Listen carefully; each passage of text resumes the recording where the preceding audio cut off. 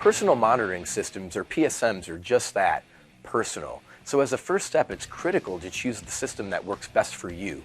Since it can often be a significant investment, you need to consider your current as well as your future needs. PSMs come in two varieties, wireless and hardwired. A hardwired system consists of a body pack, which can be directly connected to the monitor sends. This requires the performer to be tethered to one location and is a good choice for stationary performers such as a drummer or keyboard player. Wired PSMs are not as technically complex or as expensive as their wireless counterparts.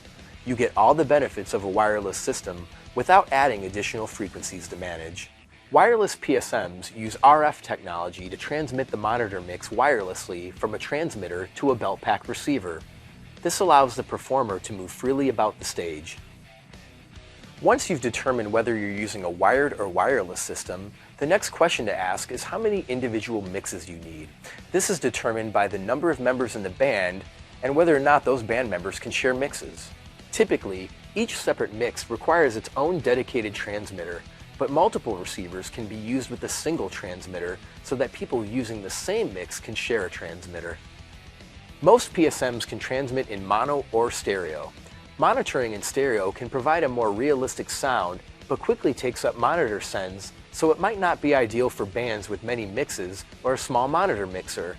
Some stereo monitoring systems can operate in a dual mono mode, which provides two mono mixes instead of one stereo from a single transmitter.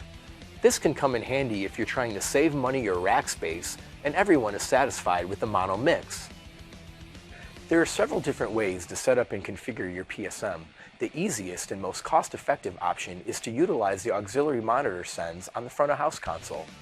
Unfortunately, these consoles offer a limited number of mixes, and those are not always all available for monitors. If you absolutely require more than a couple of mixes, you might consider investing in a separate mixer just for your PSMs. We'll discuss system setup and configuration more in part 4 of this video series.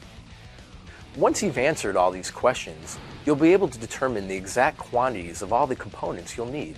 If you are going to use mono mode, the number of transmitters, mixes, and aux sends are all the same. You will also need one receiver and one pair of earphones for every performer.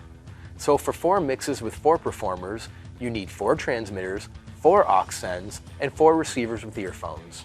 If you're going to monitor in stereo, the number of transmitters you need is equal to the number of mixes you want. The number of aux sends is equal to 2 times the amount of transmitters you have, with a receiver and earphone, of course, for each performer. For example, if you want 4 stereo mixes for 4 performers, you would need 4 transmitters, 8 aux sends, and 4 receivers with earphones. If you are taking advantage of a system that is capable of dual mono mode, or mix mode, the number of transmitters required is half that of the number of desired mixes. The number of aux sends is twice that of the number of transmitters. And once again, you'll need one receiver and pair of earphones for each performer. So in our example of 4 mixes for 4 performers, you would need 2 transmitters, 4 aux sends, and 4 receivers with earphones. In the next video, we'll discuss earphones and safe listening practices for personal monitoring systems.